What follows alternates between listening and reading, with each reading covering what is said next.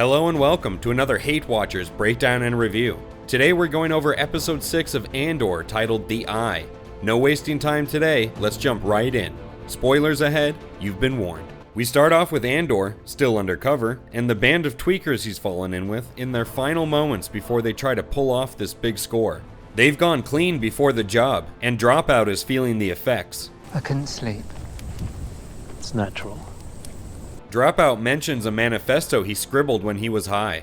Moving to the Imperial garrison, Fatty McEmpire is talking mad shit on the locals. They discuss how they've been offering weed along the way to the pilgrims coming for The Eye, a local drug and music festival, and it's whittled down the number coming from 500 to only 60. The crew gets distracted playing with walkie-talkies instead of preparing for the heist. Tremayne is revealed to be a former stormtrooper whose life fell apart when he started dipping into the drugs in the evidence lockers. The pilgrims who aren't satisfied with just weed arrive near the garrison for the festival. The fuzz eyes them up and down, noting the scent of marijuana.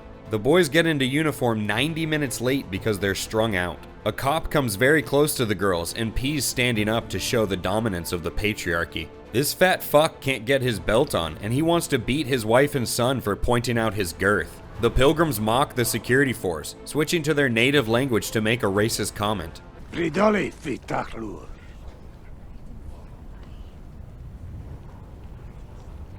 Our tweaker crew gets distracted by the prospect of drugs and joins the locals as they head toward the festival. The crew's inside man brings a dead raccoon to show off to his boss, but he's not impressed. Tremayne picks his ear and Skeen catches his gross behavior. Fatty McEmpire, being called the Commandant, comes down to look at the shroomers and his weird son is now keeping the dead raccoon as a pet. The Commandant trades his son's dead raccoon for an even deader raccoon. Cinta and Vel jump as part of a suicide pact. The shroomers get hungry and roast the raccoon. By some stroke of luck, everything is going well for the tweakers' plan up to this point. And they're in. They take the Commandant and his family hostage. Dropout forgets rule number 1 and doesn't disarm his captives, and we've got a Mexican standoff. Andor, coming to his senses now that he's been clean, promises them no one will die.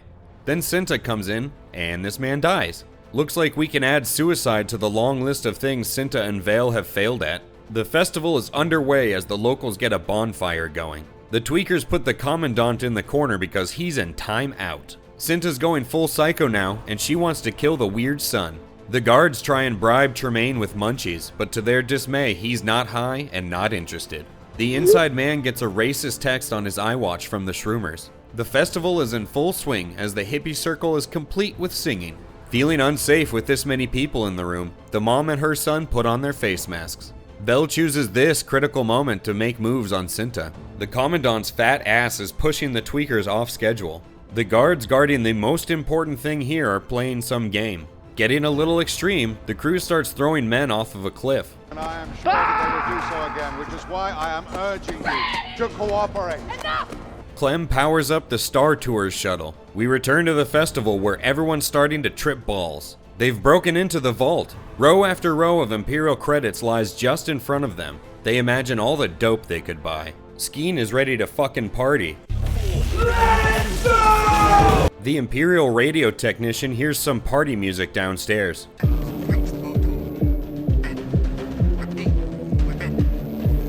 The tweaker crew starts rolling out all of the cash. The Commandant makes some racist remark about a black man stealing from them that I won't repeat here. Then his fellow racist coworker, the radio tech, catches up to the crew and shoots the black guy first. He then shoots the only other black guy. Clem launches the escape shuttle, but he didn't tell the crew he dropped acid earlier and he's too high to drive. Dropout gets crushed by all that money and now his legs don't work good. The acid is really kicking in for Clem. Vel shoots Dropout up with smack and the Popo are hot on their tail. Dropout is delirious and can't pronounce Clem's name. Blind. The Popo open fire while Dropout plays his Game Boy. The festival goers are peaking big time right now. Vel wants to ditch Dropout because she doesn't want to split the drug money. They take Dropout to Doc Ock and Skeen is annoyed this is delaying them from buying drugs. He's fed up and ready to kill the other two and split 80 million credits with Clem. Clem likes that idea so much he kills Skeen to make it even better for himself. Dropout has overdosed. Andor is tripping balls by this point and just wants to leave this drug-fueled life behind and gives up his magical meth crystal. Vel gives Andor Dropout's manifesto. Elsewhere, the ISB is in emergency mode. Mon Mothma is making empty promises to the Senate because it's election season and people are fed up with it and starting to leave. Luthen, busy selling tchotchkes, celebrates news of the heist that got 4 of his people killed, and the episode comes to an end. Well, we've reached the point in the video where we have to decide if this episode was a great watch or a hate watch. This show recovered from the lows of its last episode, and this episode was certainly a great watch. What the creators were able to accomplish with this episode makes the useless filler episode last week look even more pointless by comparison. This episode was fast-paced and still managed to feel full, so to speak. There weren't any wasted scenes. Pretty much every shot and line of dialogue had a part to play, and it all culminated fantastically at the climax of the heist. This show is truly living up to its billing as Star Wars with a new feel. Everything is recognizable as being from the Star Wars universe, except those AK-47 meme guns, of course, but it just looks and feels different than shows like The Mandalorian and Kenobi. Andor was filmed in real locations and on real sets, and it plays extremely well on screen with a hyper-realistic look and feel. Also, the scope of the characters we're seeing is refreshing. It's the world we never got to see, the world of the little people, so to speak, the everyday person.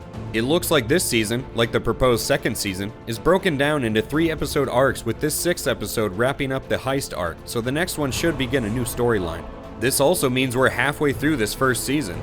The show is definitely a great watch at this point, and only had one misstep where they clearly had one more episode than they knew what to do with.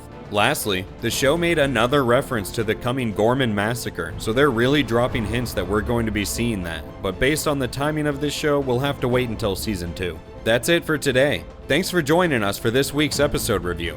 Comment below. Which 3-episode arc did you enjoy more? Episodes 1 through 3 or 4 through 6? Do you prefer this hyper-realistic look for Star Wars, or do you prefer the look of Kenobi in The Mandalorian? Remember to like the video if you liked it, and hit the red subscribe button to stay up to date with weekly episode reviews for Andor, as well as other current shows and movies.